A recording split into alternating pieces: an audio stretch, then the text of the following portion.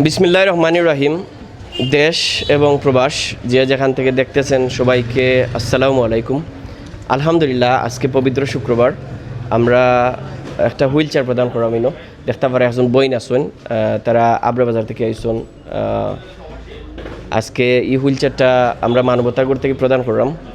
আর এই হুইল চেয়ারটা প্রদান করছেন মানবতাগরের দাতা সদস্য, যুক্তরাজ্য প্রবাসী আমার শ্রদ্ধেয় একজন বাগ্নি। উনি এই নাম প্রকাশে অনিচ্ছুক, আমার বাগ্নি তাই প্রদান করছেন। তো মহান আল্লাহ পাক যে উদ্দেশ্যে এই হুইল চেয়ারটা প্রদান করা হয়েছে, মহান আল্লাহ পাক যেন এই উদ্দেশ্য কবুল করেন। আর ভাই, আপনারা হুইল চেয়ার পাইছেন, খুশি নেই? আপনার ওয়াইফ, আপনার ছেলে মেয়ে কজন? এক ছেলে এক মেয়ে। বাইর এক ছেলে এক মেয়ে। তো দোয়া করবা আমার যে বাগ্নে দিছুন তাই নিলাই দোয়া করবা।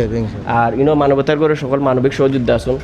আমরা ইমলাক ভাই আইসুন, তো তাই দু একটা কথা করলে ওর জন্য ধন্যবাদ। বিসমিল্লাহির রহমানির রহিম। আসসালামু আলাইকুম। ধন্যবাদ জানাচ্ছি প্রথমে ঐতিহ্যবাহী মানবতার সংগঠন মানবতাগড়ের পক্ষ থেকে আজকে এই মহান উদ্যোগ নেওয়ার জন্য।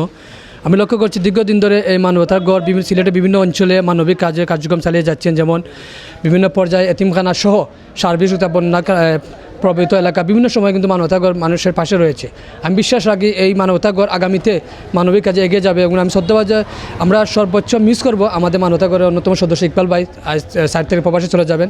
অনেকে আমার বিশেষভাবে দাবি থাকবে আপনি আজীবন এই মানবতাগড়ের পাশে থাকবেন, এই বলে আমার বক্তব্য শেষ। আসসালামু আলাইকুম। ধন্যবাদ বাইরে। অনেক কষ্ট হয়ে আইসুন। আমরা মানবতার সকল মানবিক সহযোদ্ধা আসুন, যারা আপনারা সবে চিনইন জানোইন। তো ইনশাল্লাহ এই মানবতার আমৃত্যু মানুষের কল্যাণে কাজ করবে, মানবতার কল্যাণে কাজ করবে। তো ভাই ওগুলা ওখান গাড়ি বেড়া দিলে আর সবে দোয়া করবা, আর আমরা বেশি বেশি করে সাপোর্ট করবা, যাতে এরকম প্রতিদিন একটা না একটা বালা কাজ করতে পারি। আগামীকালকেও আমরা একটা বালা কাজ আছে, আমরা একটা এতিমখানা খাওয়াইমু।